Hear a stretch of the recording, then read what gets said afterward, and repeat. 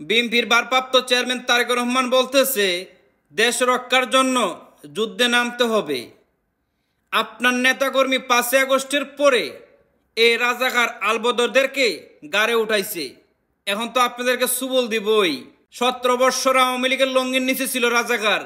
রাজাকার মাথা উঁচু করে দাঁড়াইতে পারে নাই 17 বৎসর। 5ই আগস্টের পরে আপনাদের কারণে এই রাজাকার আলবদর আল শামস এখন গাড়ি ওইটা সুবল দিতেছে। এগুলো আপনাদের কারণে। আবার আপনি এখন বলতেছেন দেশ রক্ষার জন্য যুদ্ধে নামতে হবে। কার লগে যুদ্ধ করবেন? আপনারা তো ভাই ভাই, আপনারা স্বাধীনতার পক্ষের দল। আপনারা যদি স্বাধীনতার পক্ষের দল হইতেন 5ই আগস্টের পরে যে এই পর্যন্ত মুক্তিযোদ্ধার উপরে জুলুম অত্যাচার করতেছে, আজ পর্যন্ত আপনারা কোনো প্রতিবাদ করছেন? আজ পর্যন্ত আপনারা কোনো প্রতিবাদ করেন নাই। আপনার বাবা জিয়াউর রহমান ছিল একজন মুক্তিযোদ্ধা, ওই হিসাবে আপনার প্রতিবাদ করতে পারতেন।